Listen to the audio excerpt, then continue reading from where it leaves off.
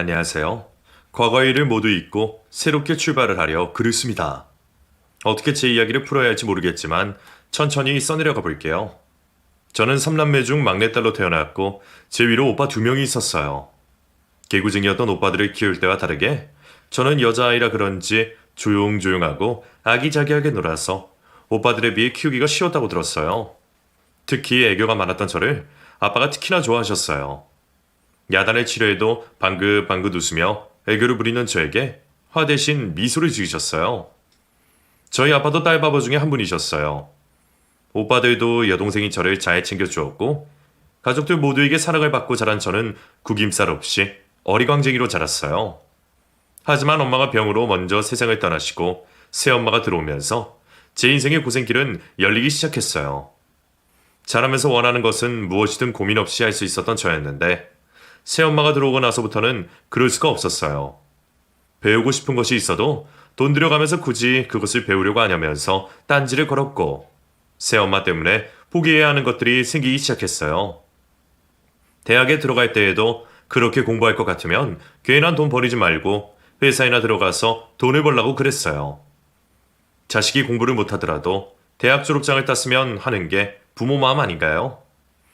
그때부터 저와 새엄마의 사이가 더 틀어진 것 같아요.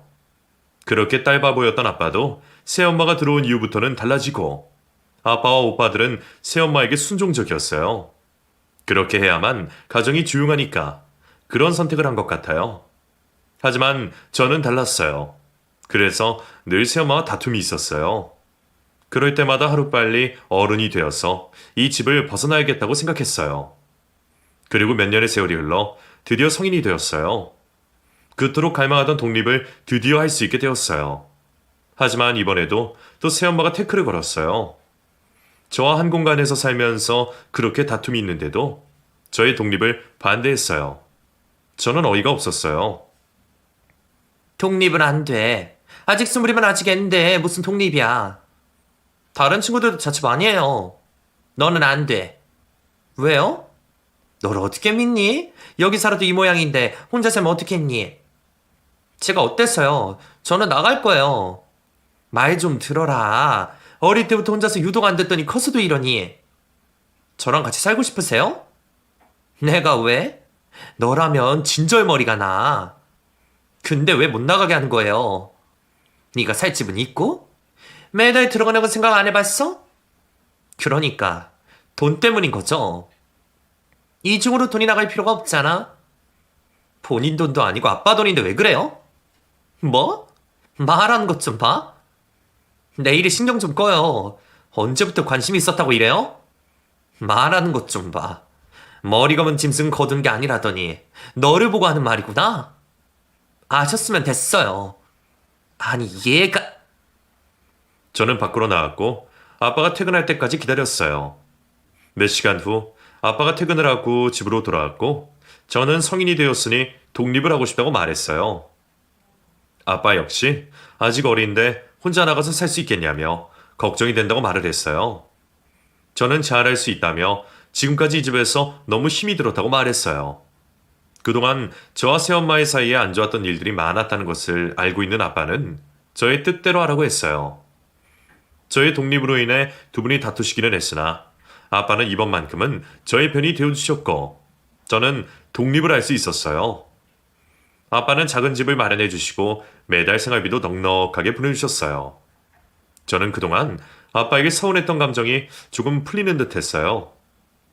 독립을 하고 이제 내 세상이다 마냥 좋을 줄 알았는데 첫날 밤 잠자리에 들었을 때 느낌이 이상했어요.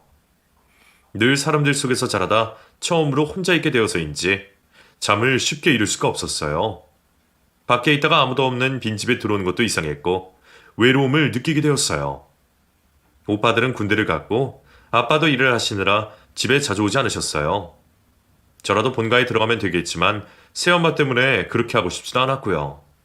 그래서인지 마음이 허한 것 같았어요. 그러다 아빠의 생신이 다가왔고 저는 별 수 없이 본가에 들리게 되었어요.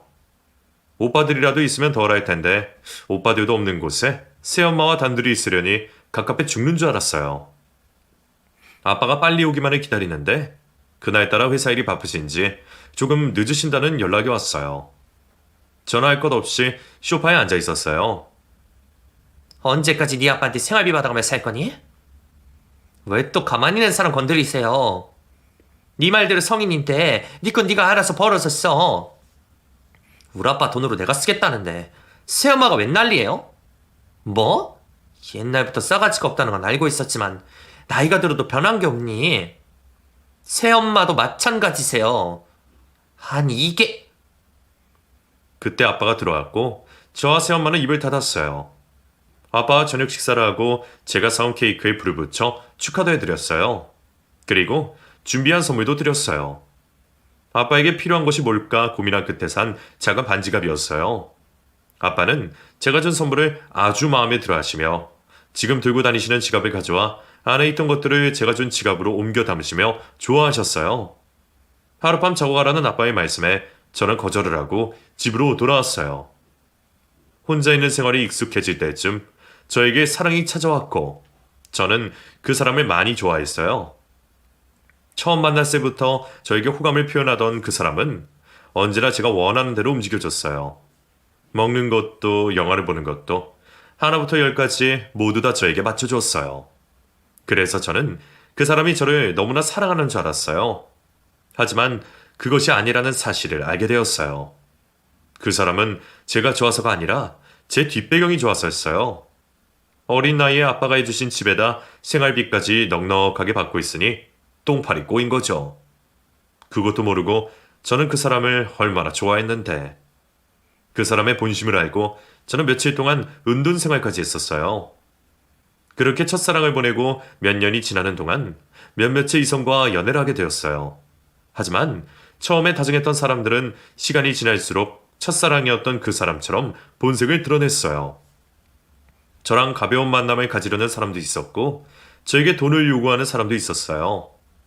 거기에서 많은 상처를 받았던 저는 더 이상 연애를 하지 않겠다고 다짐을 했어요.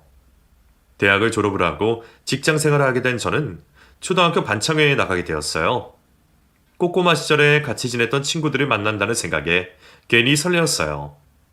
친한 친구와 먼저 만나 시간에 맞춰 모임 장소로 이동을 했어요.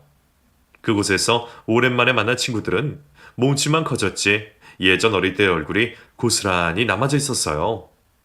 오랜만에 만난 친구들과 옛 이야기도 나누고 지금의 이야기도 같이 나누며 시간 가는 줄도 모르고 수다를 떨었어요.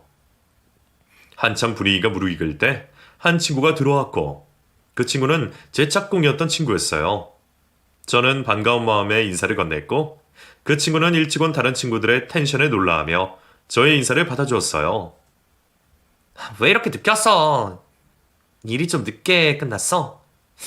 그랬구나? 일찍 왔으면 더 좋았을 텐데 지금 분위기가 많이 업됐지.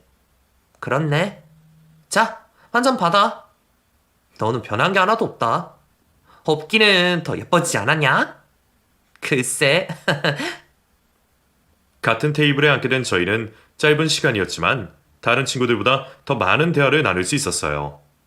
반성회를 하고 난 후 저희는 시시때때 모였어요. 10여 년 만에 다시 만났지만 친구라는 연결고리 때문에 계속해서 쭉 만났던 사이처럼 어색하지 않았어요. 그 중에는 마음이 맞아 연애를 하는 친구들도 있었어요. 저도 그 중에 하나였어요.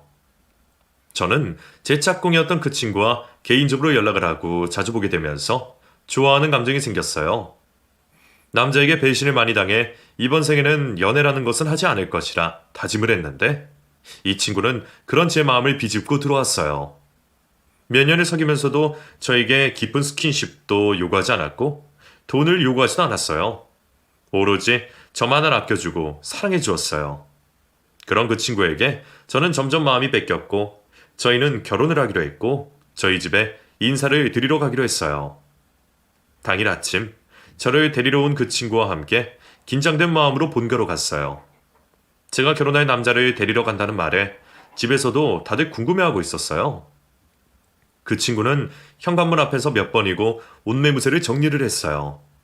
긴장을 했는지 미소를 지어 보이는데도 어색해 보였어요. 저는 긴장을 하지 말라며 손을 잡아주었고 초인종을 눌렀어요. 잠시 뒤 작은 오빠가 문을 열었고 저희는 집으로 들어갔어요. 아빠, 새엄마, 오빠 모두 다 나와 저희를 맞이해 주었어요.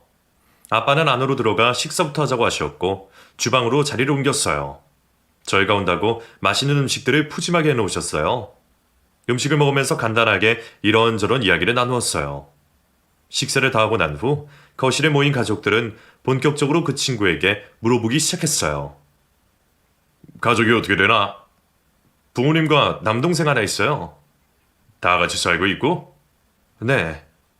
지금 하는 일은 제조회사에 다니고 있어요. 일한 지는 오래됐나? 네. 고등학교 졸업 후 쭉 다니고 있어요. 대학교는 안 가고? 네. 형편이 어려워 바로 취업을 했어요. 힘들었겠군. 아닙니다. 그렇게 그 친구의 호구조사는 시작되었고 아빠의 얼굴 표정이 점점 굳어져 가는 것이 눈에 보였고 새엄마는 놀고일적으로 얼굴에 드러냈어요. 오빠들은 부모님의 눈치를 살폈고 저는 그 친구의 눈치를 살폈어요. 좀 더 이야기를 나누다 그 친구는 집으로 돌아갔고 저는 다시 본가로 들어갔어요. 가족들은 여전히 거실에 앉아서 저를 기다리고 있었어요. 여기 좀 앉아봐라. 왜요? 그 친구와의 결혼은 다시 생각해보는 것이 어떻겠니? 네? 우리랑은 맞지 않은 것 같구나.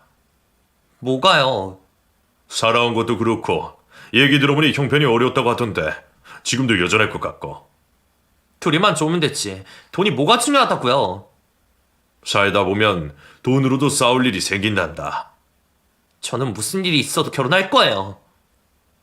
아빠의 말에 제가 계속해서 결혼을 한다고 그러자 옆에 팔짱을 끼고 못마땅한 표정을 지으며 있던 새엄마가 말을 했어요. 집안에 도움이 되는 곳에 가지는 못할 망정 고만고만한 집안에 시집을 가겠다고 난리인지. 그 사람이 집이 어때서요? 대학교도 보낼 돈이 없으면 뻔한 건 아니냐? 새엄마가 어떻게 그런 말을 하죠? 저희는 돈이 없어서 대학 가지 말라고 하셨나요? 거기서 그 얘기는 왜 나와? 새엄마는 우리 아빠 돈 보고 결혼한 거예요? 아니 얘가... 여보, 아무리 반대해도 저는 무조건 결혼할 테니까 그런 줄 아세요. 새엄마는 소리를 지르며 아빠를 쳐다보았고 아빠는 자리에서 일어나 방으로 들어가 버렸고 오빠들은 저에게 그만하라고 말렸어요. 저는 모두 다 반대를 해도 결혼을 할 거라며 가방을 들고는 집을 나왔어요. 뒤따라 나온 큰오빠가 데려다 준다며 저를 붙잡았고 저는 큰오빠의 차를 타고 집으로 돌아왔어요. 큰오빠는 안 해도 될 말을 해서 일을 크게 만드냐며 자식 이기는 부모 없다고 네가 결혼을 한다고 고집을 피우면 어쩔 수 없이 부모님도 허락을 할 텐데 그 성질머리 때문에 일이 커지게 된 것이라고 말했어요. 집에 들어온 저는 분해서 가슴이 쿵쾅거렸어요. 집안 형편 때문에 제 결혼을 반대하는 아빠도 미웠지만 사사건건 제 앞길에 태클을 걸고 있는 새엄마가 너무 싫었어요. 그 이후로 저는 가족 그 누구와도 연락을 하지 않았어요. 그랬더니 오빠들이 집으로 찾아왔고 이런 식으로 하는 것은 좋지 않다며 부모님을 만나 뵙고 설득을 하라고 했어요. 저는 그러고 싶지 않았지만 오빠들이 옆에서 도와주겠다는 말을 믿고 다시 부모님을 찾아갔어요. 계속되는 저의 설득에 아빠는 결국 결혼을 승낙해 주셨고 저는 뛸 듯이 기뻤어요. 여전히 새엄마는 투덜거렸지만 자신을 빼고 모든 가족들이 다 찬성하는 결혼을 혼자서 반대할 수는 없었어요. 저희 집에서 결혼 허락이 떨어지고 저희는 상견례 날짜를 잡았고 양가 부모님과 함께 상견례를 하게 되었고 거기에서 사단이 일어나고 말았어요. 양가 어른들의 허락이 떨어지고 상견례를 하고 나면 바로 결혼까지 일사천리로 일이 진행될 줄 알았는데 저희에게 결혼이라는 것은 쉽게 되지가 않았어요. 한정식 집에 도착한 저희는 서로 가족들과 인사를 나누었고 나오는 음식들을 먹으며 이야기를 나누었어요. 그러다 제 결혼이 썩 마음에 들지 않았던 새엄마가 시어머니에게 한마디 건넸고 그것이 문제가 되었어요. 결혼을 하게 된다면 애들 신혼집 어디에 구할 생각이세요? 신혼집이요? 저희는 아무것도 하지 않기로 했는데요. 아무것도 하지 않겠다니요. 혼수며 예단이며 다 지들이 알아서 한다고 합의를 봤다던데 모르셨어요? 네? 처음 듣는 소린데요. 애들이 말씀 안 드렸나 보네요. 저희는 그렇게 알고 있어요. 혼수 예단은 자기들끼리 한다고 해도 신혼집은 있어야죠. 저희 형편에 따로 분가를 내기도 그렇고 정 안 되면 지금 살고 있는 집에 들어와 살아야죠. 뭐라고요? 그 집에 어찌 들어가 살아요? 그럼 사돈께서 신혼집을 구하시면 되겠네요. 아니 뭐 이런 경우가 다 있어요. 지금 아들 결혼시키면서 아무것도 안 하겠다는 말이세요? 네, 저희는 그 조건에 결혼 허락한 건데요. 나 참 기가 막혔어. 우리가 뭐가 아쉬워서 이런 결혼을. 이 결혼 없던 걸로 합시다. 여보 일어나요. 새엄마는 아빠를 일으켜 세웠고 아빠 역시 기분이 나쁘다는 듯이 자리에서 일어났어요. 상견례 분위기는 한순간에 엉망이 되었고 저는 안절부절 못했어요. 시어머니의 말대로 저는 남편의 형편을 생각해 예단, 혼수 모든 것을 서로 하지 않기로 했고 시댁에서 해줄 형편도 안 되고 그동안 집에 생활비를 대느라 모은 돈이 하나도 없었던 남편에게 제가 살고 있는 집에서 같이 시작하자고 말을 했거든요. 이 모든 것을 저는 가족들에게 숨겼고요. 천천히 시간을 갖고 이야기를 하려 했었는데 이것이 상견례장에서 불거질 줄은 생각도 못했어요. 저는 죄송하다고 말을 하고는 급히 본가로 출발했어요. 부모님은 여전히 기분이 안 좋으신지 표정이 안 좋으셨어요. 겨우 결혼을 허락받았는데 또다시 이런 일이 생기게 되어서 저 또한 걱정이 되었어요. 저를 보자마자 아빠는 이 결혼은 없던 걸로 하자며 못을 박으셨어요. 저는 잘 살 수 있다고 말을 했지만 아빠는 들으려 하지 않았어요. 제 편에 서서 이야기를 해주겠다던 오빠들도 이건 아니라는 듯이 한마디도 거들어 주지 않았어요. 저는 끝까지 결혼을 하겠다고 고집을 피웠고 화가 나신 아빠는 저에게 한마디 하셨어요. 그렇게 결혼을 하고 싶거든 부모 자식 간의 연을 끊자. 진심이세요? 그래. 네가 살고 있는 그 집에서도 나가고 매달 주는 생활비도 일체 없을 줄 알아. 알겠어요. 아빠가 이렇게 독한 분인 줄 정말 몰랐어요. 안녕히 계세요. 저는 아빠에게 인사를 하고는 그 집을 나왔고 부모님 없이 오빠들만 참석한 채 결혼식을 올리고 시댁으로 들어갔어요. 제가 살고 있던 그 집에서 신혼을 시작하려 했는데 상황은 그렇게 되지 못했고 어쩔 수 없이 시댁에 들어갈 수밖에 없었어요. 남편은 빨리 돈을 벌어 분가를 하자며 조그만 고생을 하자고 말했어요. 시어머니는 결혼을 해서 따로 나가서 살 줄 알았는데 시댁에 들어와 산다니 얼굴이 좋지 않았어요. 게다가 비좁은 집에 식구 하나가 더 늘었다며 투덜대셨어요. 결혼 후 저는 친정이 생각이 났지만 보란듯이 성공하겠다는 생각으로 견디며 직장과 집안일을 병행하며 열심히 살았어요. 남편 역시 자신과 결혼을 하면서 친정과 연을 끊고 사는 저를 위해 열심히 일을 했어요. 결혼을 하고 얼마 있지 않아 남편이 평소보다 늦게 퇴근하는 날이 있었고 저는 남편이 오기만을 기다렸어요. 가족들 모두 잠든 시간 남편이 퇴근했고 아직 저녁도 먹지 못했다는 말에 주방으로 들어가 상을 차렸어요. 씻고 나온 남편은 밥을 먹었어요. 늦은 시간 주방에서 소리가 나자 시어머니가 깨셨는지 주방으로 나왔고 다른 사람들 다 자는 시간에 이게 뭐냐고 말하며 혀를 찼어요. 그 소리에 남편은 죄송하다고 말을 하고선 허겁지겁 밥을 먹었어요. 시어머니와 남편의 모습에 저는 놀랐어요. 결혼하기 전부터 아들에 대해서 크게 관심이 없다는 건 알고 있었지만 늦은 시간까지 저녁도 못 먹고 일을 하고 온 아들에게 시끄럽다뇨. 그리고 뭐를 또 잘못했다고 죄송하다고 말을 하는 건지 이 상황을 이해할 수 없었어요.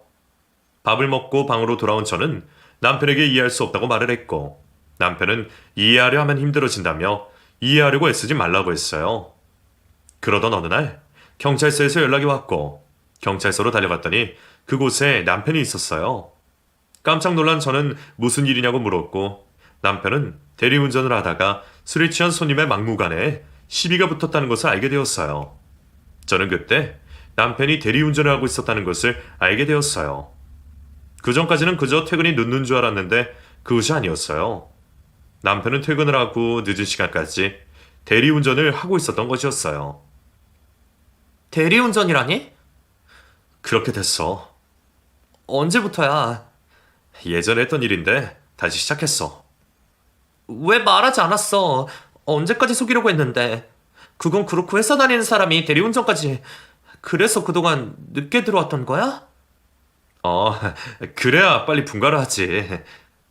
난 천천히 해도 상관없으니까 대리운전을 이제 그만둬. 이게 무슨 꼴이야.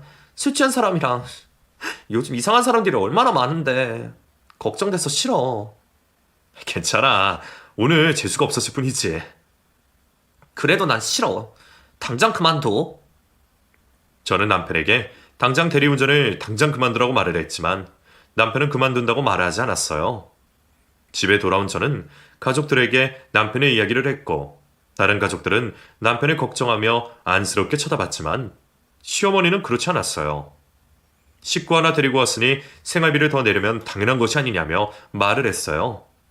그 소리에 다른 가족들은 입을 닫았고 남편 역시 아무 말도 하지 않은 채 방으로 들어갔어요. 방으로 따라 들어온 저는 화가 나 남편에게 어쩌면 저러시냐고 소리를 질렀고 남편은 소리를 낮추라고 말을 했어요. 분하지도 않냐는 저의 말에 남편은 화를 낸다고 해서 달라질 것은 아무것도 없다며 세상을 다 산 사람처럼 말했어요. 결혼을 하고 나서 시어머니가 시동생과 남편을 차별하는 것을 많이 봤어요. 보란 듯이 차별을 하는데 제가 못 느꼈을 리가 없었어요.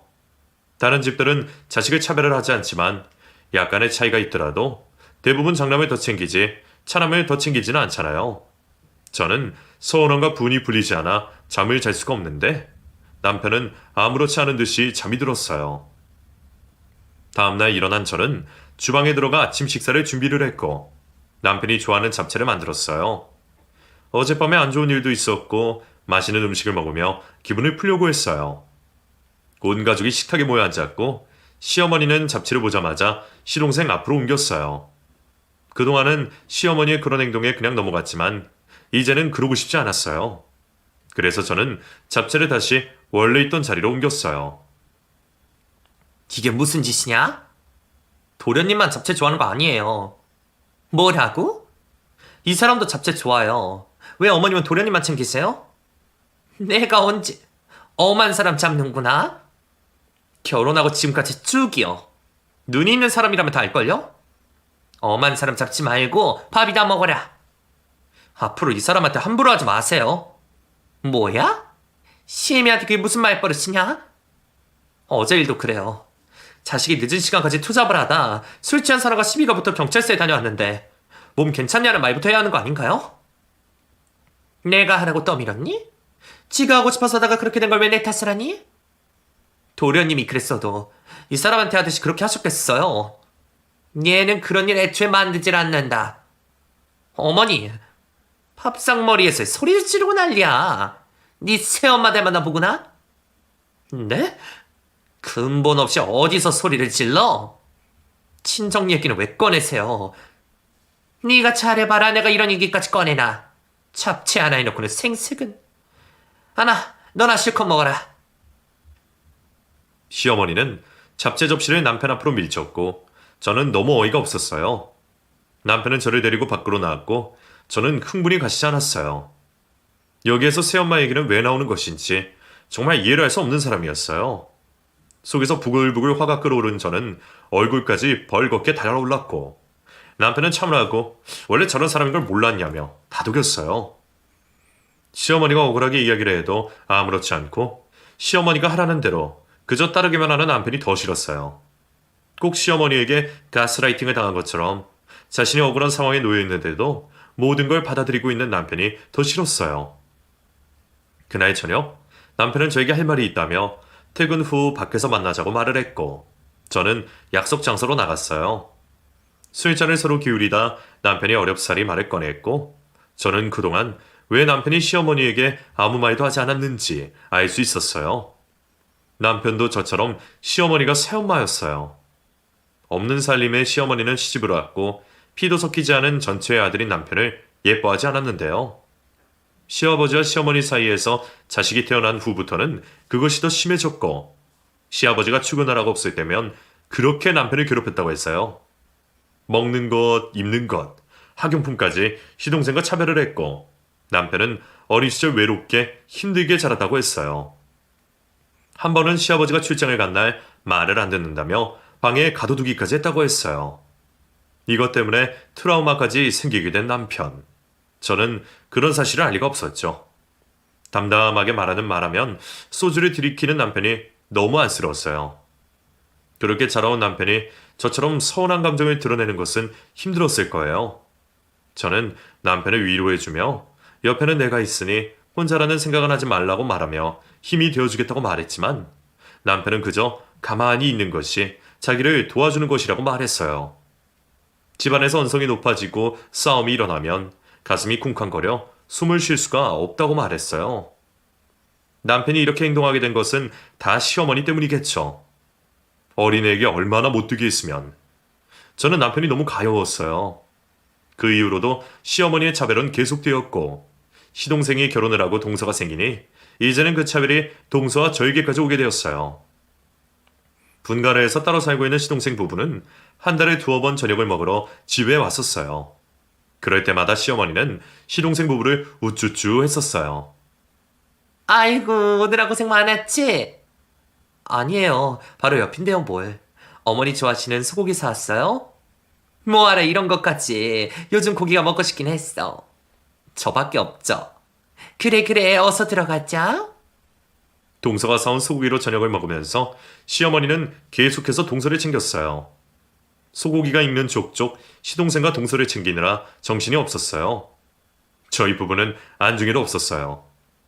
소고기 그게 뭐라고 사람을 이렇게 비참하게 만드는 건지.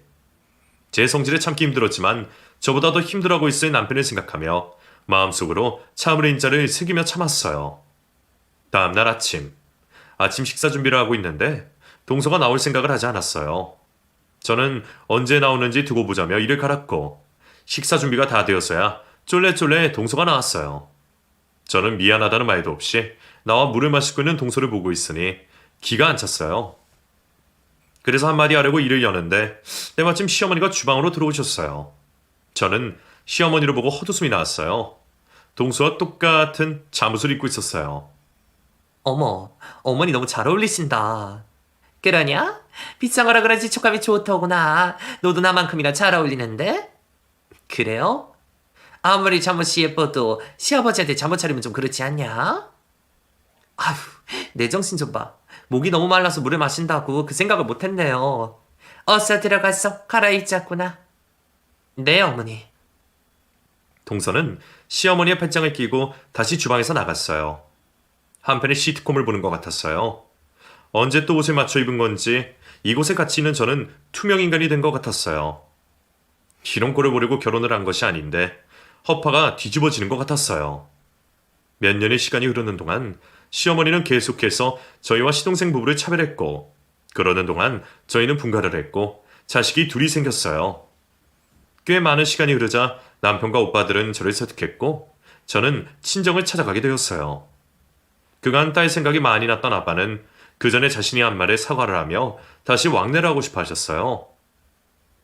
아빠의 진심 어린 말에 저도 눈물을 흘리며 지난 날을 사죄했어요. 가슴 한켠에 있었던 죄책감이 사라지는 것 같았어요. 아빠와 제외한 저는 남편에게 고마워했고 지금까지 못한 효도를 하겠다고 다짐을 했어요. 주말이면 아빠를 모시고 식사를 하러 가기도 했고 좋은 곳에 놀러 가기도 했어요. 아빠는 너무 좋아하셨어요. 하지만 제가 효도를 시작하기도 전에 아빠는 심장마비로 세상을 떠나셨고 장례식장에서 저는 후회의 눈물을 흘렸어요. 조금이라도 더 빨리 용서를 구할 걸. 아빠와 많은 추억을 남기지 못한 것이 너무 후회가 됐어요. 아빠가 돌아가시고 저는 재산 분할을 하고 26억을 받게 되었어요. 새엄마는 친정과 연을 끊은 제가 그 돈을 가져간다는 것에 노발대발했어요. 지금까지 아빠의 곁에서 아빠를 보살핀 것은 자신인데 왜 아무것도 하지 않고 부모와 연을 끊고 지 멋대로 살고 있는 저에게까지 그 돈을 나눠줘야 하냐며 역정을 냈어요. 그 말에 저는 아무런 말도 하지 못했어요. 하나같이 다 맞는 말인 것 같았어요.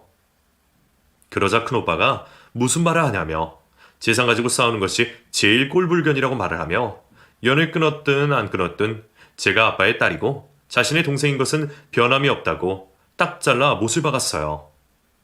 장성한 아들들이 그렇게 나오는데 새엄마도 고집을 피우지 못했어요. 그렇게 저는 유산을 상속받았고 시댁에는 유산 상속을 받았다는 것을 숨기고 싶었어요. 저희 부부는 입만 열지 않으면 아무도 모를 것이라고 생각했어요. 그리고 며칠 뒤 시어머니가 시동생 부부와 함께 저를 만나러 왔어요. 한 번도 저에게 웃으며 대한 적이 없던 시어머니가 저를 보고 웃었고 한 번도 저에게 형님 대접을 하지 않았던 동서조차 저에게 형님 하면서 생긋 웃음을 보였어요. 저는 이 사람들이 왜 이러나 싶었고 주문한 음료가 나오고 나서야 시어머니가 왜 이러는지 알 수 있었어요. 어디서 들었는지 제가 유산을 받았다는 것을 얘기하며 시동생에게 5억만 주라고 했어요. 정말 어이가 없었어요. 그게 무슨 말씀이세요? 네가 받은 것 중에 5억만 얘네들 주란 말이다. 제가 왜요? 너도 공짜로 받은 거 아니니? 없는 것도 아니고 26억이나 있는데 그중에 5억도 못 해주니? 그걸 지금 말이라고 하세요? 형제지간에 너무 그러는 건 아니다. 형제가 여럿 있는 것도 아니고 꼴랑 둘밖에 없는데 너무 야박하게 하지 마라. 서로 잘 살면 더 좋지 않니? 그러지 말고 나눠 가져. 반해달라는 것도 아니고 꼴랑 5억을 달라는데 그것도 안 된다는 거니? 꼴랑 5억이요. 그걸 지금 말이라고 하세요? 형제끼리 서로 나눠 갖는 게 그게 그리 아깝니? 아, 그 형제지간이라는 게 이럴 때만 생기는 건가 봐요. 절대로 못 줘요. 공짜로 받은 돈이라고요. 친정아빠가 땀 흘려가며 열심히 버신 돈을 왜 함부로 달라 말하려 하세요? 정말 못 주겠다는 소리니? 네, 절대로 그렇게는 못해요. 정말 이렇게 나온다는 소리지? 어머니, 해도 해도 너무하시네요. 어쩜 몇 년이 지나도 변하질 않으세요. 정말 양심이라는 것이 있으신 건가요? 양심? 무슨 양심? 나랑 법 없이도 살 사람이야. 어린애한테 그런 짓을 하시고도 법 없이 사신다고요? 어이가 없네요. 지금 누구 얘기하고 있는 거니? 누구긴요. 어머니 큰아들, 제 남편 이야기하는 거죠. 여기서 걔 얘기가 왜 나와? 마음을 곱게 쓰셔야죠. 그 사람이 어렸을 때부터 사랑만 받고 자랐으면 제가 왜 이러겠어요. 어머님 말처럼 형제지간인데 하지만 아니잖아요. 그 어린애한테 몹쓸 짓을 하고 지금까지도 차별하며 살고 있는데 제가 미쳤다고 그런 사람들을 도와줘요? 도와주는 게 정신이 나간 거지. 그럼 당장 이혼해라. 네? 뭐라고요? 괜히 돈 때문에 과거에 들쑤냐 내서 가족들끼리 분란 일으키지 말고 이혼하란 말이다. 정말 어이가 없네요. 어이가 없는 건 우리도 매한 같지야. 돈독이 올라서는 그거 얼마나 한다고. 저는 어이가 없어서 할 말을 잃었어요. 시어머니가 얼토당토하는 이야기를 하고 있는데 시동생 부부는 옆에서 말릴 생각도 하지 않은 채 시어머니와 같은 생각으로 앉아 있으니 저는 더 부하가 치밀어 올랐어요. 2번 다시는 이 일로 부르지 말라며 자리를 박차고 나왔어요. 집에 오는 내내 저는 화가 나서 미칠 것 같았어요. 정말 양심도 없는 인간들 같은 이라고. 저는 이번 일만큼은 절대로 그냥은 못 넘어간다고 생각을 했고 시아버지의 생신 때 저는 폭발하고 말았어요.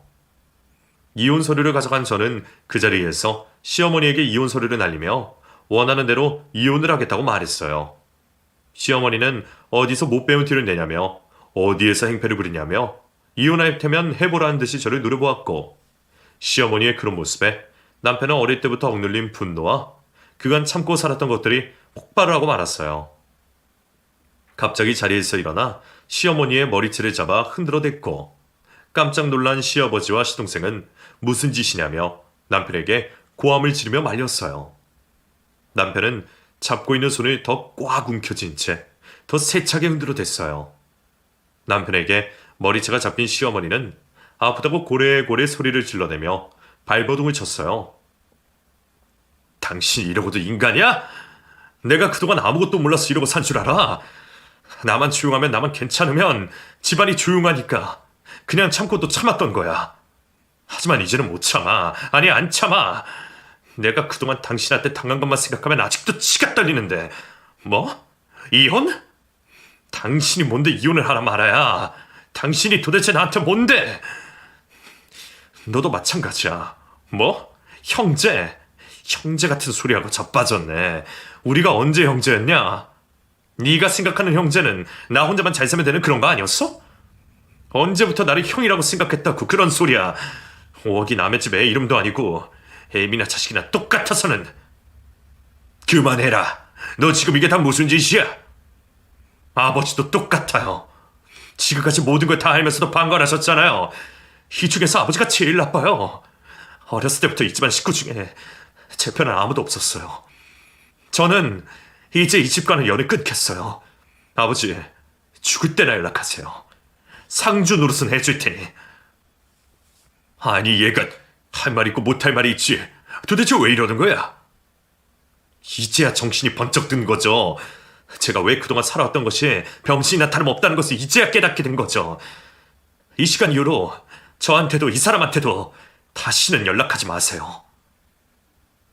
가족들은 처음 보는 남편의 모습에 다들 어안이 벙벙했고, 특히나 남편을 못 잡아먹어 안달이었던 시어머니는 기가 죽어 남편에게 한마디도 못했어요.